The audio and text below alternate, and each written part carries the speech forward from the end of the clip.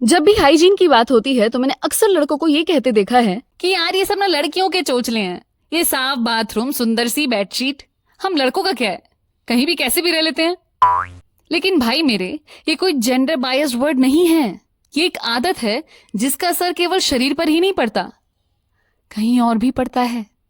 वही spiritual body पर यार। तुमने क्या सोचा? Hello everyone, welcome back to another episode of सुक्स टॉक्स। अभी तक हम योग सूत्र के फर्स्ट लेवल यम को समझ रहे थे। अब बारी आती है दूसरी फैमिली नियम की। इसमें भी 5 मेंबर्स हैं, जिसमें सबसे पहला है शौच यानी हाइजीन। हाइजीन से मतलब सफाई से है, खुद की, घर की, मन की सफाई से।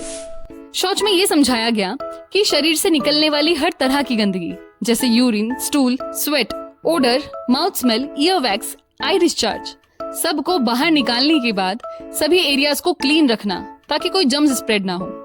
ये बहुत बेसिक सी बात है कि साफ सफाई रखोगे तो घर में, शरीर में बीमारियां नहीं पनप पाएंगी। गंदगी और बीमारियां दो पक्की सहेलियों जैसी हैं। गंदे पानी से मच्छर और कीड़े पैदा होते हैं और इन्फेक्शन फैलाते हैं। धूल से रेस्पिरेटरी प्रॉब्लम्स ट्रिगर हो जाती हैं और न जाने क्या क्या। इन्हीं सब बातों को ध्यान में रखते हुए सफाई को डेली चोर्स में शामिल किया गया और शौच को योग रूल बुक में। और इस साफ सफाई का असर न सिर्फ घर में रहता है बल्कि मेंटल हेल्थ पर भी रहता है। मेंटल हेल्थ और हाइजीन पर हुई एक रिसर्च बताती है कि उन लोगों में लोनलीनेस, डिप्रेशन, एंजाइटी और इंसोम्निया के सिम्टम्स पाए गए जिनको टॉयलेट के बाद हाथ ना धोने या रोज ब्रश ना करने की आदत थी। साथ ही जिन लोगों को हाइजीन हैबिट्स थी वो लोग मेंटली रिलैक्स्ड और खुश मिजाज थे। एक और रिसर्च ये बताती है कि जो लोग अपनी साफ सफाई का ध्यान रखते हैं वो लोग कंपैरेटिवली ज्यादा हेल्दी और कॉन्फिडेंट होते हैं। अब साफ सफाई वाले एनवायरनमेंट में हेल्थ, वेल्थ, ग्रोथ सब मिल जाती है। खैर, जैसे घर गंदा होने पर झाड़ू पोछा करते हैं, ऐसे ही 6 यौगिक प्रैक्टिस हैं जिनसे शरीर के अंदर की धुलाई की जाती है।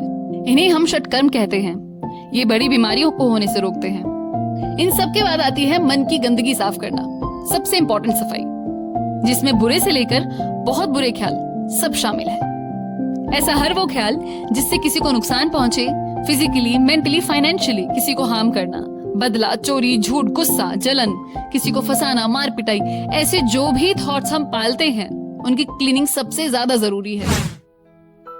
जब घर में पूजा होती है तो आपने देखा होगा उससे पहले साफ सफाई की जाती है ताकि हम भगवान को बिठा सकें, उनकी आराधना कर सकें। वैसे ही जब तक मन साफ नहीं होगा ना तो वहां अपनी भक्ति नहीं बिठा पाओगे। शांत और खुश मन से ही उसमें ध्यान लगाया जा सकता है और उन्हें अपने करीब लाया जा सकता है। मेडिटेशन के लिए भी योग गुरु खुद अपनी कुटिया साफ करते थे या ऐसी जगह चुनते थे जो साफ हो। अब मन की क्लीनिंग की बात हुई है तो ये क्लीनिंग करने के लिए सबसे पहले उस सिचुएशन को समझने और एक्सेप्ट करने की जरूरत है जिसको बदलने के लिए हम इविल प्लान्स बना रहे हैं, और जो भी हमारे पास है उसमें खुद को सेटिस्फाई करना। लेकिन इस सेटिस्फेक्शन का लेसन अगले एपिसोड में। तो बस आज के लिए इतना ही। फिर आऊंगी नई पुरानी सी बात के साथ। तब तक साबुन से बने झाग से लेकर मन पर पड़े दाग तक सब धोते जाइए। बाय।